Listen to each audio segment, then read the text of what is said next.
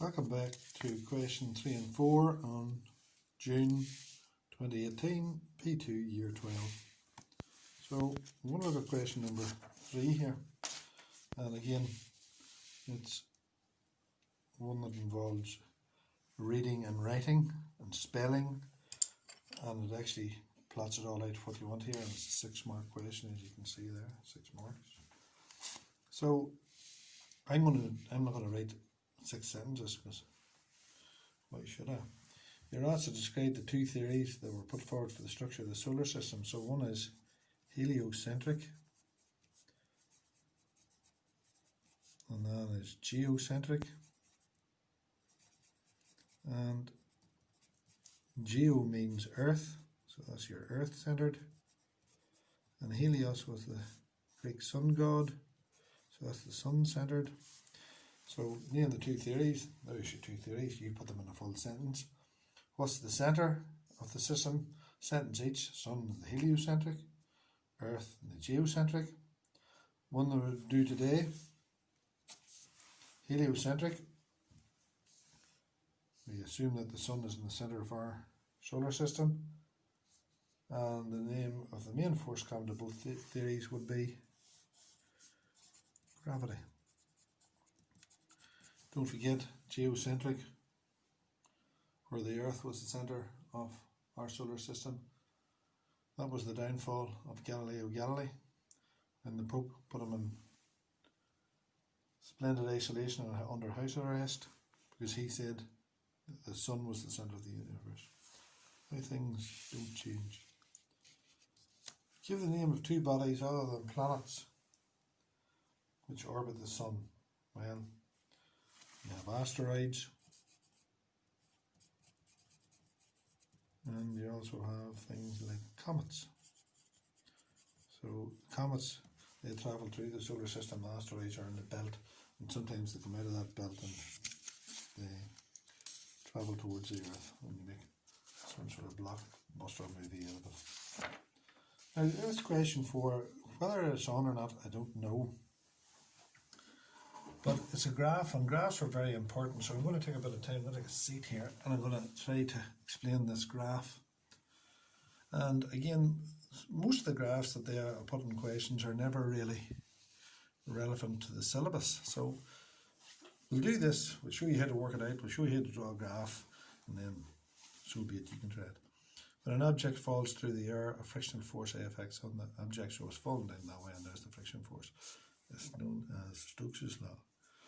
It's not on the course. The size of the drag force F depends upon the speed of the falling object. It is suggested that the drag force is proportional to the square of the velocity. So F is proportional to V squared, so therefore F is equal to a constant times V squared, where K is a constant. So here's the results table. Again, a bit confusion on these results tables, typical Northern Ireland. They're the 1 decimal place, but these aren't. So sometimes I get confused in this, but we'll try to fill in the table. So force in newtons, that's them. V in meters per second, that's it. V squared in meters squared, second squared, so this has to be the square of that. So 1 squared is still 1. 3 squared is still 9. 4 squared is 16. And 5 squared is 25. Now I'm going to plot a graph of F against V squared. So F is on the y-axis and V squared is on the x-axis. Choose a suitable scale, plot a graph of F against V squared. Now let's flick the page. There's your graph. Things like force measured in newtons, grand mark for that, against V squared. So I have to put V squared measured in meters squared per second squared. And remember that meters squared per second squared, that's the same as ms, meter squared s to the minus 2. Bring it up. Fair enough. Right, so we're going to plot this. And I have, that's F. As you see, F goes to maximum, there's 12.5. So that's good, there's 12.5. But I have to get 25 along the bottom. So 10, 20, 30, 40, 50, 5, 10, 15, 20, 25. That'll do nicely. So that's 5, that's 10, that's 15, that's 20, and that's 25. So that's 1, 2, 3, 4, 5. Right, so let's plot these. So there's 1, 0.5. And then we have 4, 2. And then we have 9,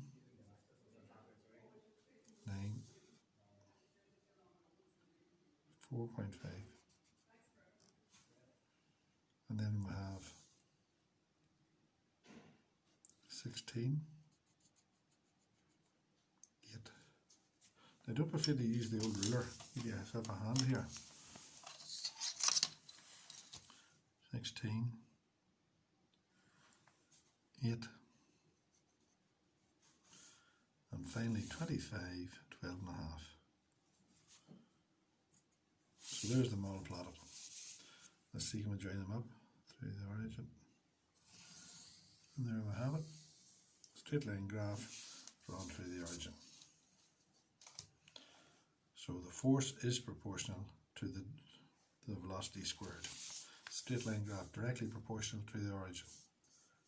Yes, give 2 reasons. Straight line graph through the origin.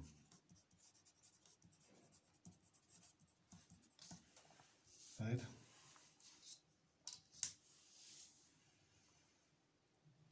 So go on to the last. So there's nothing rocket sciencey about that. It's just laborious work. So use your graph to find the velocity of the falling body when the drag force acting on it is 10 newtons.